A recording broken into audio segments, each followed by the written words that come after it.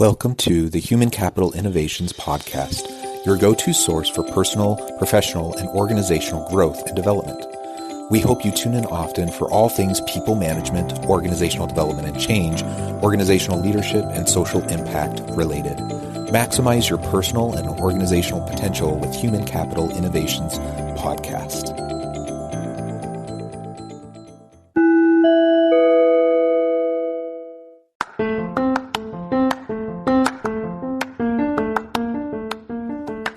Welcome to the Human Capital Innovations Podcast. In this HCI podcast episode, I talk with Joel Schwartzberg about communicating authentically as a leader.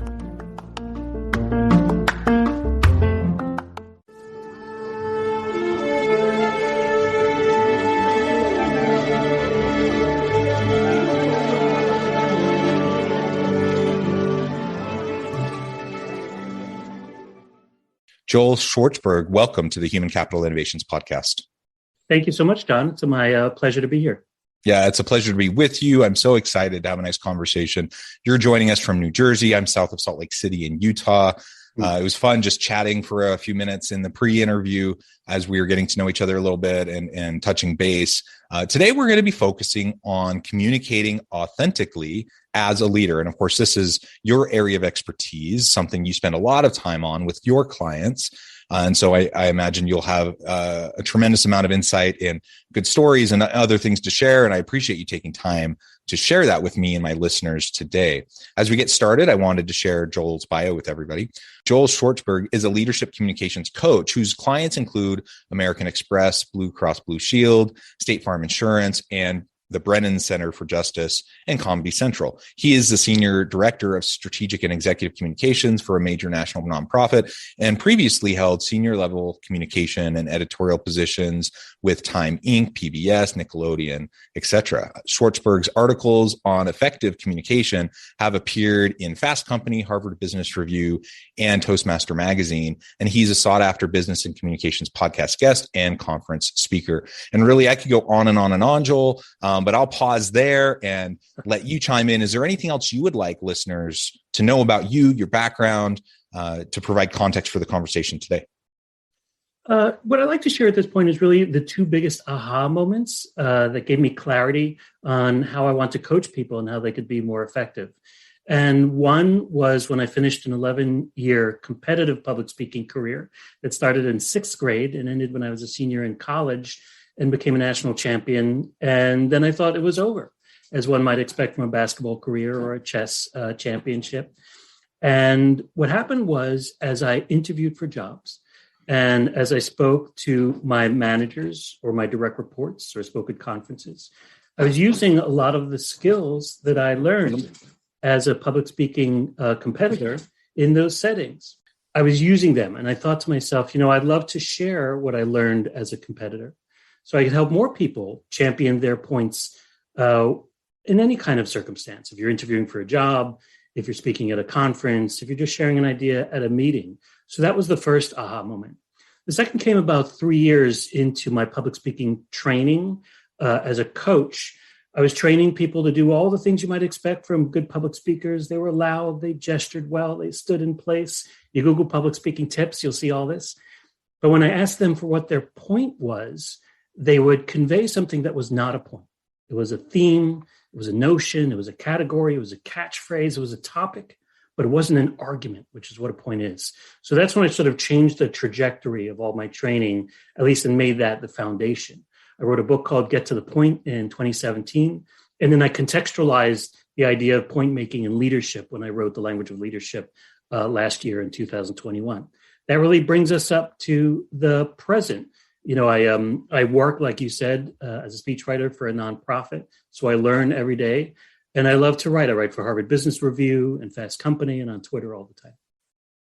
Yeah, I love that. I love the diversity of your background. And I love that context that you provided for us in terms of where you come from in the public speaking space and really what you're trying to accomplish now and making your point. That's really interesting because I probably would, if you asked me that same question, I probably would have said something similar to what many of your clients have said in the past. And so that's a good framing for me as well. So we're going to focus in today specifically on communicating authentically as a leader. But perhaps before we get there, you've already talked about the importance of making your point and being clear. Perhaps you can lay out maybe the top 3 or 4 just most important things that are essential to being effective in our communication as a leader. And with that, perhaps, those common pitfalls that people fall into over and over and over again. Right. There are 2 things that rise to the top. And in fact, they inspired me to write The Language of Leadership. One of which is encountering leaders who start with the wrong question. The wrong question is, what can I say? What do I want to say? What do I need to say? This is wrong because it doesn't take the audience, the employees, or the teams into account. The right questions are, what does my audience, my teams, my employees, what do they want and need to know? And those are 2 separate things. What they want to know is something they're probably already aware of, but they want more elaboration. What they need to know is something they may not be aware of, but you need to enlighten them so they understand how they can use that information to elevate the work that they're doing. But in either case, you start with what you want your audience to take away, because what's the point of speaking if your audience is not receiving? Then you work your way backwards to connect what you're going to say with what they want and need to hear. That's how you establish relevance, and there's really no other way to do it. The other important thing is the difference between information and inspiration.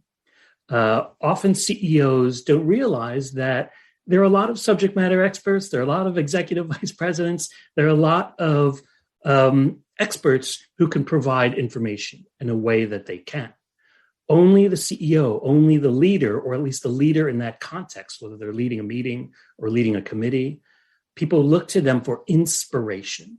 So you need to understand the tools and the mindsets and sometimes even the words that will inspire and engage your team, not simply inform them. You're not a professor. It's not a college setting. So just giving, and we've seen these speeches. Here's the background. Here are the details. Here's how much we're investing. Here's how many facilities we're building. That's not inspiring. What is inspiring is all this put together will enable us to increase public health throughout the country, will enable us to sell much more Coca-Cola. Whatever your bottom line is, that's the inspirational part, what this will lead to and how this will impact you and society. Yeah. Okay. That's excellent. Those points. So knowing your audience, knowing what they need and want, and then being able to inspire towards that end goal, right? Right. Not just inform, but inspire. Right. Yeah. Get past information. And how many of us have sat through meeting after meeting after meeting that's just informative? And I mean, honestly, you can get that over an email, or you can send out a video to people or whatever. Like, it's just, it almost defeats the purpose of even having a meeting in the first place. And so if you're getting people together and do you have to have evidence-based arguments to have a conversation around a sticky, complex issue? Absolutely. And that's one type of conversation that may happen. But there's a whole range of different types of conversations, right? And the inspirational to get at the needs and the wants of your people, that's essential. So that's a really, really good point. And I'm glad you focused in on that. Right. Okay. It's what they want from a leader. I just want to say that's what they want from a leader. And that should be the real driver. What do people want from you? They want you to provide vision, to inspire, to engage, to show the roadmap and what happens if everyone does their job.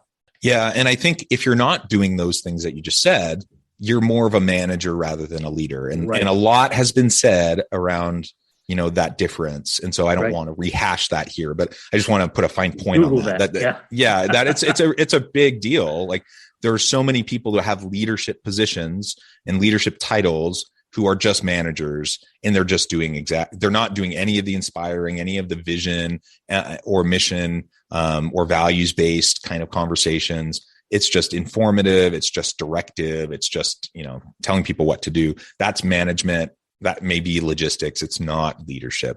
So there's a role for that. There's a time and a place for those things. But if we're talking about leadership, we need to move beyond that. Let's move into now and talking more specifically about communicating authentically. Now, I guess, first of all, what do you mean by authentic in terms of our communication? If I'm meeting with my people and I know what they need and want, and I have this whole spiel prepared, I know like how to be inspiring, and I believe in what I'm going to say, why might I fall into the trap of being inauthentic, or how might I fall into the trap of being inauthentic in that kind of a moment? Right. And let's start with, that word. Authentic or authenticity is a tactic. And we know from marketing that there's a difference between tactics and goals, right? So what is the goal or the strategy of using authenticity? The goal is trust. You want your team, your employees, your staff to trust you to make decisions, because they're not witness to 90% of the decisions you make, except for what you express. So how do we build that trust? We build that trust through the conveyance of authenticity. It's not enough for a leader, and this is why I wrote The Language of Leadership. It's one thing for a leader to feel like they're being authentic or to value authenticity, but what they need to do is communicate authenticity. So how do we do that? We start by what I call skipping the script. Too often, leaders and people in general, to be quite honest, they believe the right way to give a speech is to write a word-for-word manuscript. And with apologies to speechwriters, because I'm one, people will remember what you meant, not necessarily what you said.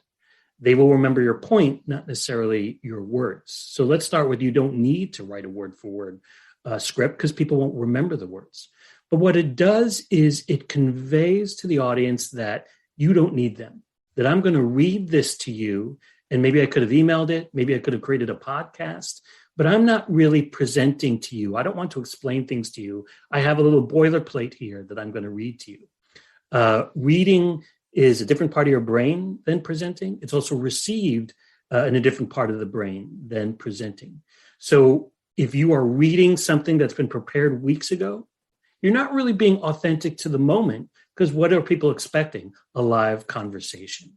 And I wrote a whole piece about this for Harvard Business Review, about some of the perils that can happen when you write a script. The other thing is, say what you believe. Now, a lot of CEOs, they will have speech writing teams, and they may have a committee saying, all right, say these words, and this is what will match our approach or our new campaign. But if a leader or anyone says anything that they would not normally say, they will come across as inauthentic. Something they teach you when you go to speech writing conferences, the trick is not so much writing what someone would say. The trick is making sure you never write something they would never say. And that's the way you want to make sure you're authentic. And that's the burden of the leader. Never say anything that you don't mean. Always sound like you. Rewrite that material if you must.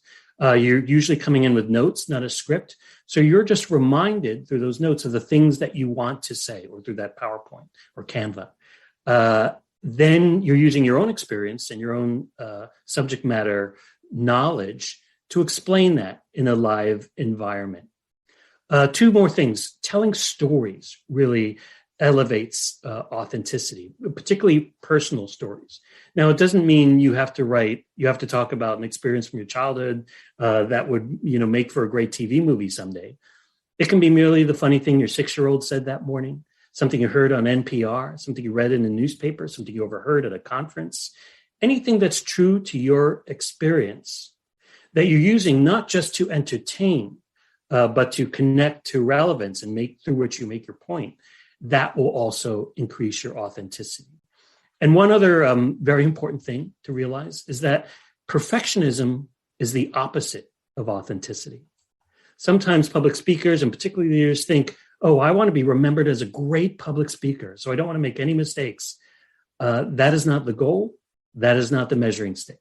And often, if you cough, if you make a mistake, if you correct yourself, if you have a moment where you need to collect your thoughts, instead of losing points for perfection, you're actually gaining points for being real and authentic.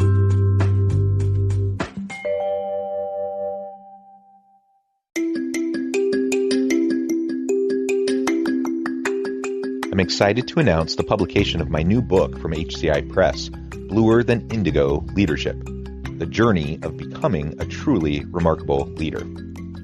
Early in my adult life, I learned about an Asian proverb that translates as bluer than indigo.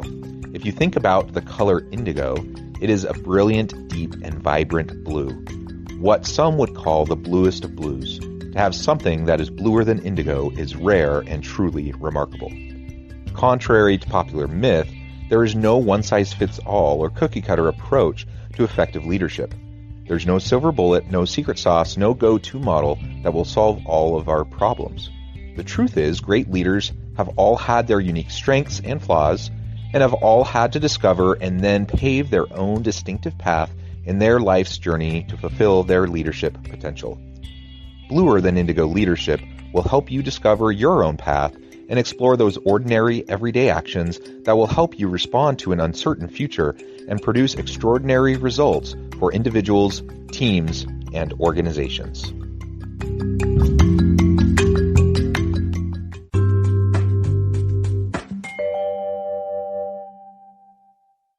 Yeah, those are all really, really great points. And I couldn't help but think about TED Talks, for example. So I would love to pick your brain a little bit, because I know, when someone is going to give a TED Talk or at a TEDx event, they often are coached by event coordinators on preparation for that event, which often involves writing a script and practicing and rehearsing that script extensively, and all of those things. Yet my experience is similar to what you just articulated, that I need to have clear in my mind key points that I want to make, key elements that I want to include.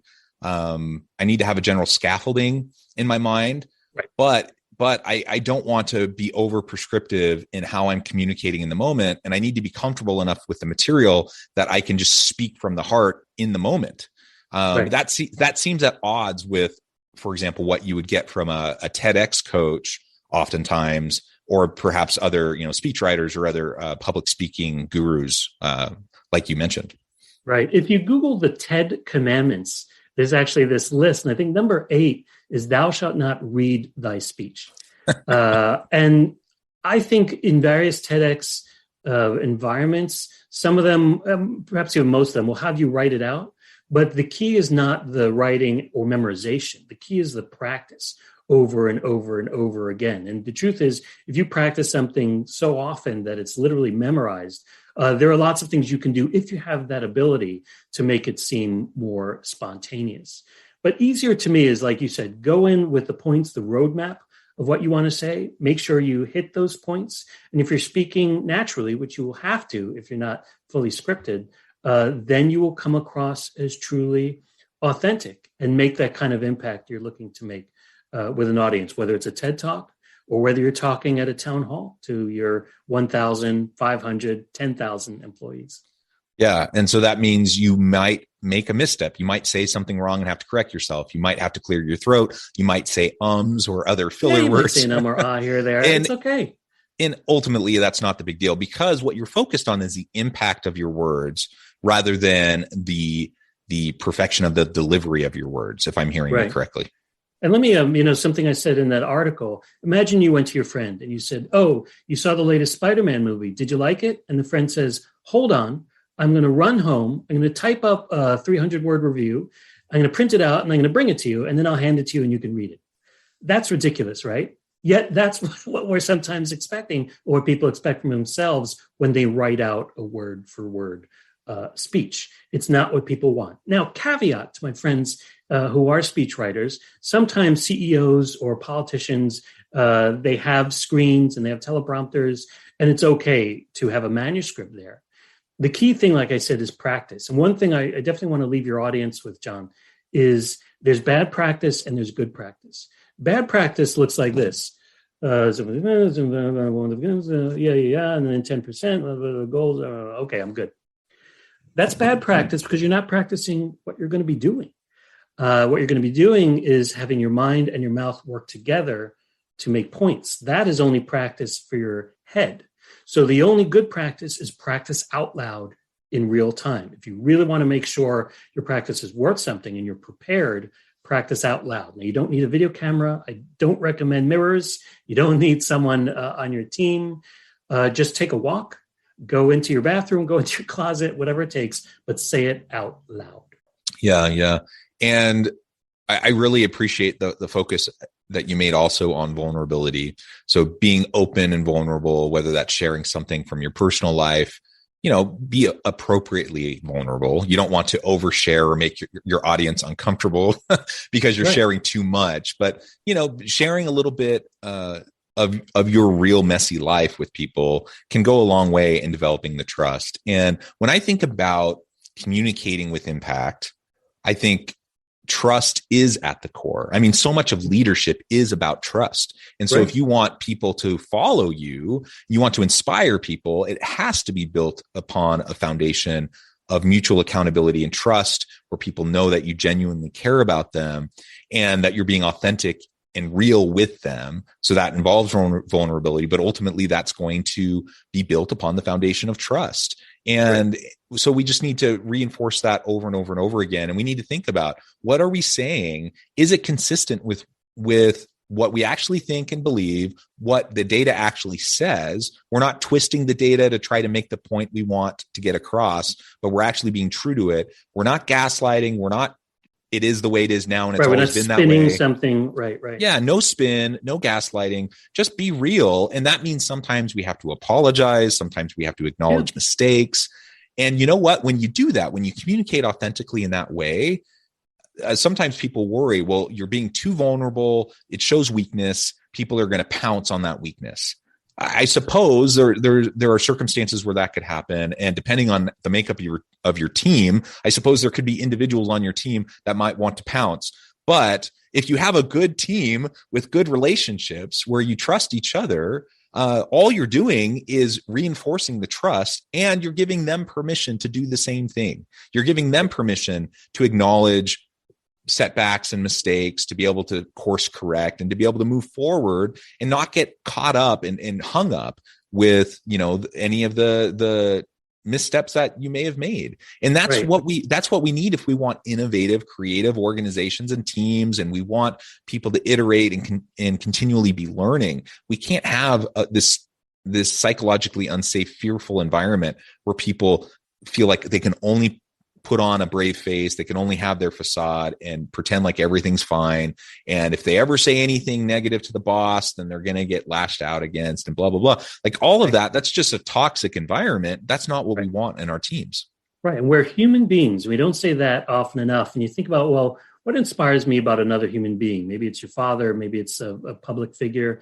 It's their humanness, and the humanness that powers their conveyance and their communications. Now, let's not conflict, or let's not associate vulnerability with powerlessness or apologies. There are ways you could still be powerful and authentic, and that's what you want to do. For example, if you're sharing bad news, you don't want to focus so much on the challenge. You want to focus on the solution. And you can say, yes, we're working this out.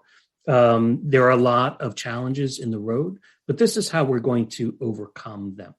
So always speak with power and conviction. That's what I say. But be human, be vulnerable at the same time. And let's put it in this category of imperfection. Don't be afraid to be imperfect, but be the leader who is inspiring, who is talking about how to get out of it. A metaphor I sometimes say is you're a captain on a boat that's taking on water. Does the people on the boat, do they want the leader or the captain to talk about how much water is coming in or how many buckets we're going to need to get the water out? No, we want the leader to say, if not, this is how we're going to get to dry land. Here's what I'm going to do to put those steps in place. And one of the language of leadership is a lot about words. And one of the words I come back to is rest assured. Rest assured. They're among the magic words that a leader can use to trigger and to imply that there's a plan in place to get us out of this mess or to elevate us to the next level. Yeah, excellent. And I couldn't help but reflect, as we've been having this conversation, I've been thinking about some of the public speaking types of environments I've been in. And definitely my style, my comfort zone has always been, have the scaffolding, have the bullet points, and go in prepared and knowledgeable on the topics, and then just speak from the heart in the moment. But there have been honestly, I can only think of a couple experiences and examples where I actually wrote out word for word what I wanted to say. And in those moments, I think it was even appropriate because it was such a different kind of an atmosphere and environment with a different audience that I wasn't used to, speaking about an incredibly sensitive topic, and I had a built into what I was speaking about. There was a tremendous amount of vulnerability built in. And frankly, I wasn't sure emotionally I was going to be able to get through it unless I just had it all written out. And so I even, as I started speaking, I said, I'm sorry, this is not something I normally do, but I've prepared written remarks. I'm going to read these to you. And it was very well received from the audience. And so there is a time and place where you can do those things, and that's fine. You just don't want to fall back on that all the time. Right. And, it comes back to audience. If you were speaking internally, which for most of my CEO clients, they give more internal speeches than external conference keynotes. Your audience of employees and your teams, they want you to be real and human and authentic. And that's where it matters most to have a list of bullet points, of scaffolding, and to deliver it live. But I have other CEOs, or even sometimes the same CEOs, who speak to an audience where we want them to get out their checkbooks.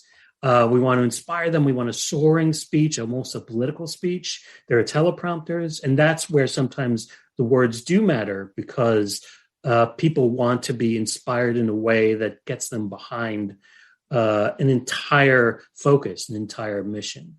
So I've done it both ways. And there's actually a hybrid also. I work with one CEO who is really good at making spontaneous decisions. And what I do is I write out a complete speech, and then I bullet the entire speech. So they can go bullet by bullet.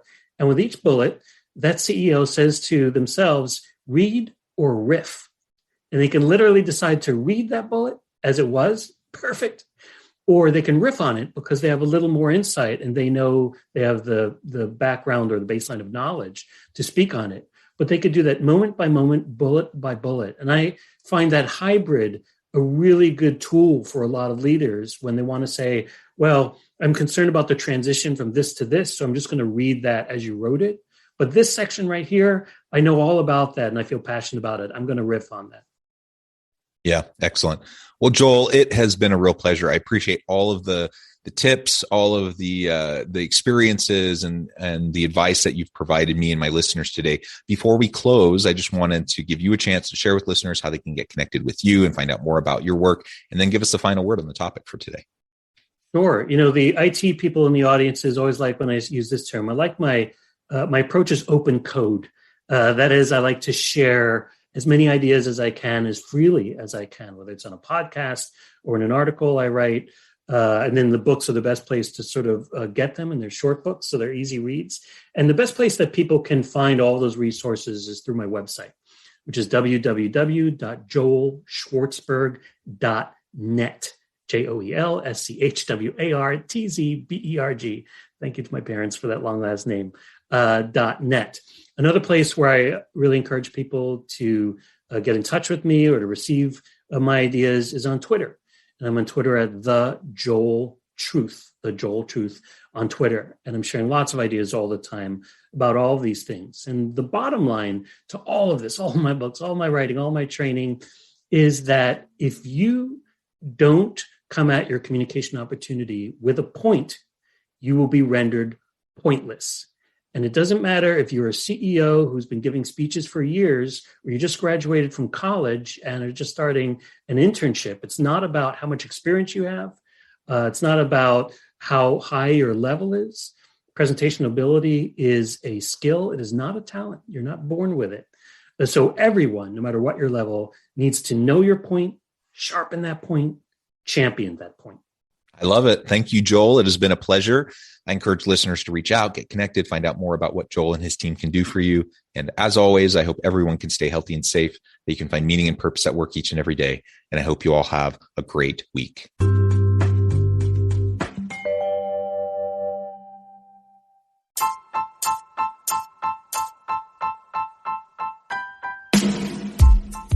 The alchemy of truly remarkable leadership. Ordinary, everyday actions that produce extraordinary results.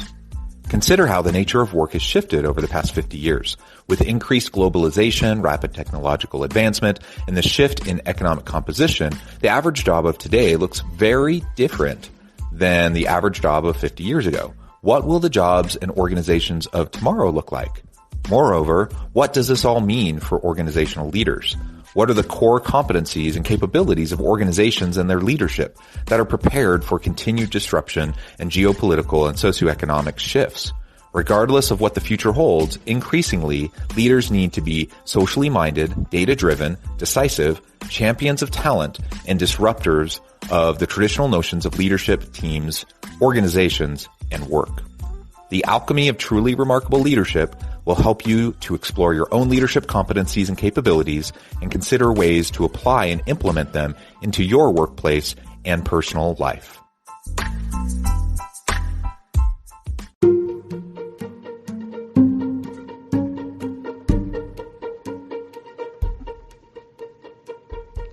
Check out Human Capital Innovations magazine, Human Capital Leadership. Human Capital Leadership is a free, interactive e-magazine with the mission to help individuals, leaders, and organizations find innovative approaches to maximize their human capital potential. We publish issues quarterly in August, November, February, and May. Take a look at the latest issue and let us know what you think.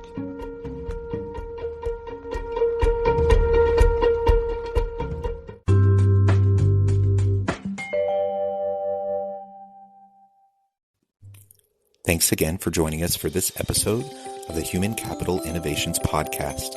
I hope you stay healthy and safe and that you have a great week.